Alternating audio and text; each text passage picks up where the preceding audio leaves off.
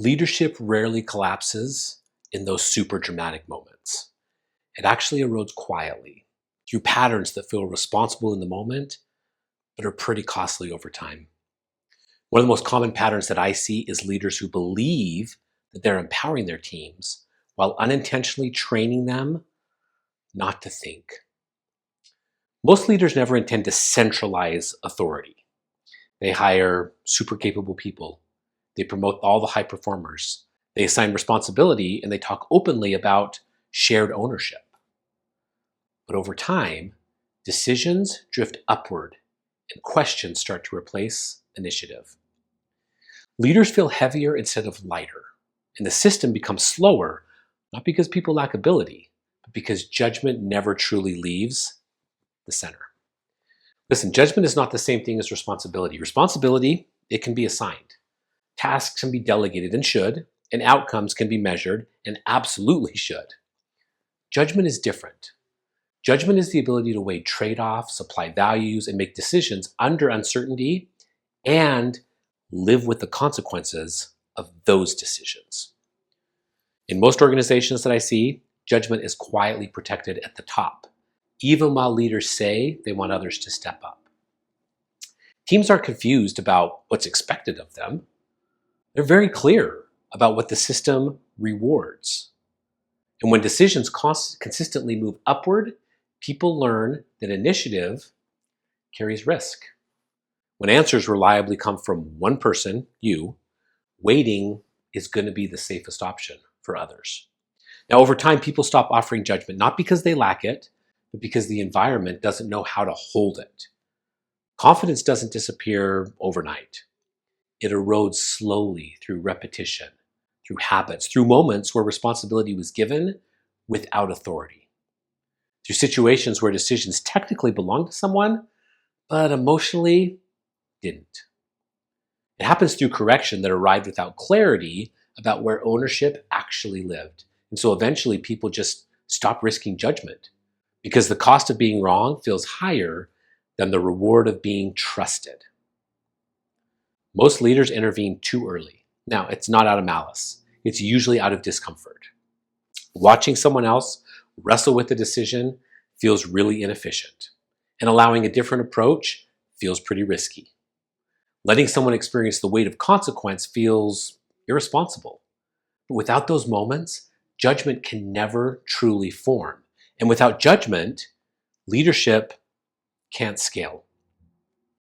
There's another layer underneath this that most leaders really underestimate, and it has nothing to do with skill or courage. It has to do with relationship health. Most leaders believe that accountability and relationship exist in tension, as if holding a line automatically damages the connection. They treat accountability like something that must be softened, explained, or repaired afterward. But that belief reveals something really, really important. It actually reveals whether the relationship itself is actually strong. And a simple question exposes this clearly. Can you say no to someone and still believe the relationship will remain healthy and productive? Or does the idea of saying no trigger fear that trust will be damaged, approval will be lost, or connection will fracture? Now, if the second statement is true to you, the relationship is already fragile. And in fragile relationships, accountability will always suffer. Leaders avoid clarity to preserve harmony, and then the boundaries start to blur to prevent discomfort. Then that authority, it gets softened into just suggestions. Now, over time, judgment retreats because leaders are managing emotional reactions instead of stewarding responsibility. Healthy relationships do not require constant protection. They can absorb tension. They can hold disagreement. We're designed for this. They can even survive disappointment.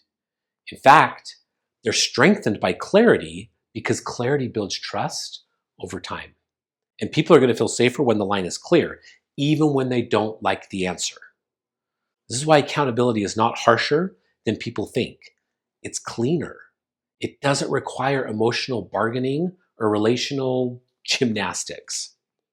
What it does require is confidence that the relationship is strong enough to hold truth. Now, when leaders fear accountability, they're going to damage the relationship. And they reveal that that relationship has been built on approval instead of trust. And systems built on approval will never be able to support judgment. They're going to train avoidance, not ownership. And judgment grows in environments where disagreement does not threaten belonging and correction does not withdraw care.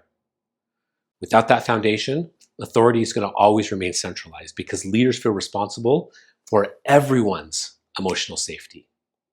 With that, accountability becomes an act of respect rather than control.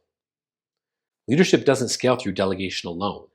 It scales through the intentional transfer of judgment. And that transfer, it doesn't happen by accident. It has to be designed, supported, and protected by leaders who are willing to let go of being the final answer. This is the point where many leaders quietly resist what they usually already know to be true. Because transferring judgment does not just change systems, it changes identity. You see, when judgment remains centralized, leaders feel essential. We feel needed, maybe safe. Letting go forces a confrontation with a much harder question. Here it is. If I'm no longer the final answer, what actually gives my leadership value? That's an uncomfortable question. And many leaders avoid it by doubling down on control that's just disguised as responsibility. We call it stuff like stewardship or high standards, or maybe even just protecting the mission. But underneath that, the system is being shaped around one person's comfort instead of collective maturity. My friends, the cost of that choice is not abstract. It shows up in hesitation. It shows up in people who wait to be told what they already know. And it shows up in teams that execute well but never really own the outcomes. You'll also see it in leaders who cannot step away without everything slowing down. Sound familiar? It's going to show up in cultures where accountability feels personal instead of structural. Leadership that cannot survive disagreement, it's pretty fragile. And leadership that cannot withstand someone else making a different call is pretty insecure. Leadership that requires constant emotional management, it's always going to collapse back onto one person, no matter how capable the entire team appears. Judgment transfers the dividing line between leadership that scales and leadership that stalls. Because it requires leaders to stop confusing being needed with being effective. And it requires letting people experience the full weight of authority without rescuing them from discomfort, yours or theirs. It requires trusting that clarity strengthens relationships rather than weakens them. And it requires the humility to accept that the organization does not need one flawless decision maker. It needs many people who can think clearly inside well-designed boundaries. This is not about stepping back. It's about stepping into a different role. One where leadership is measured by the strength of the system, not the centrality of the leader.